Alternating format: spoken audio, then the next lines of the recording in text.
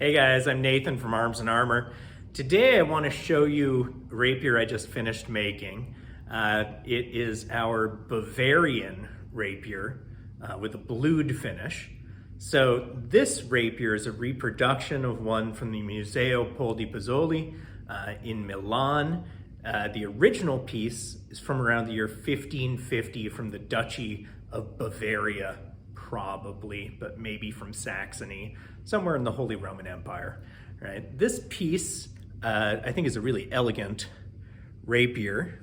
You can see the symmetry here. It's a little heart shape.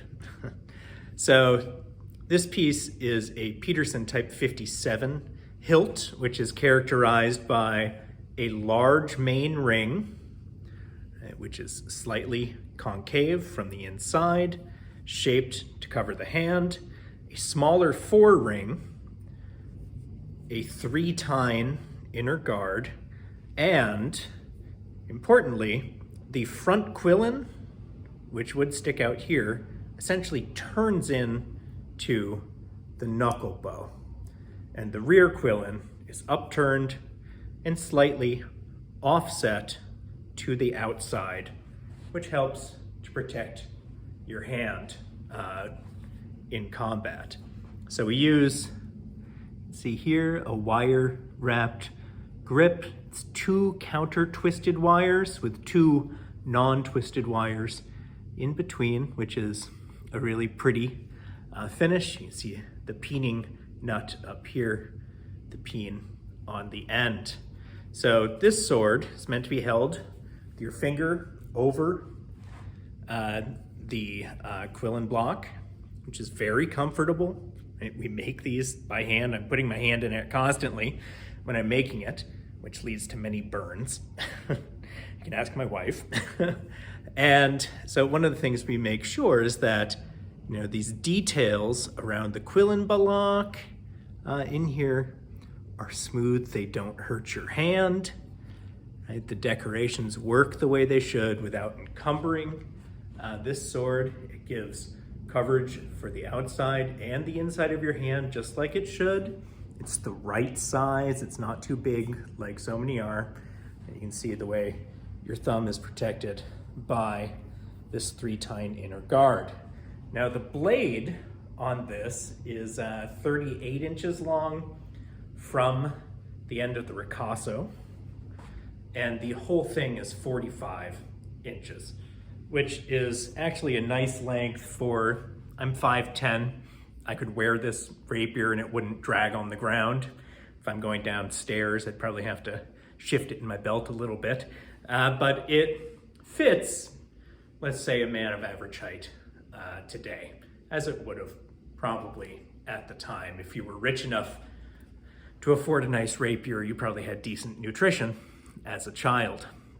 The whole thing weighs 2.5 pounds, right? So it is reasonably light, but this blade has a nice stout cross-section with a very substantial profile and distal taper out toward the end, right? We're 1/4 inch thick here, and we taper out to about 1/8 in the last few inches, but it is nice and rigid, and that point is, honestly, it's scary fish hook sharp.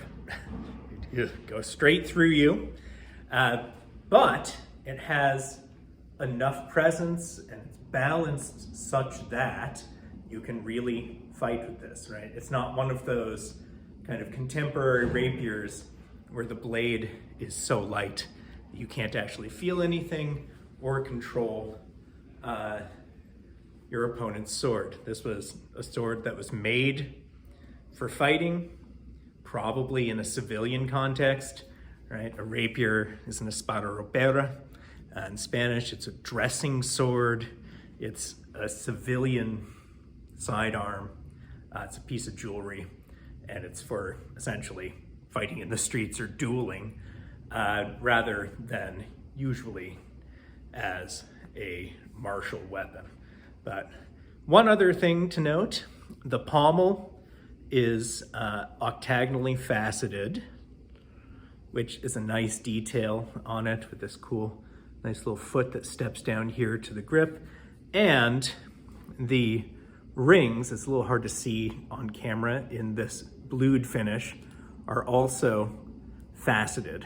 So the rings have a major surface and then facets above and below, as do the quillins, which ties into this nice kind of motif and design, the flowing swirls, circles with facets on them.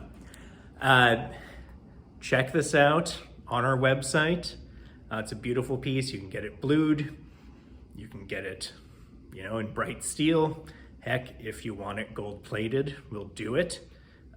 You'll have to request a custom quote for that. Thank you very much. Take care.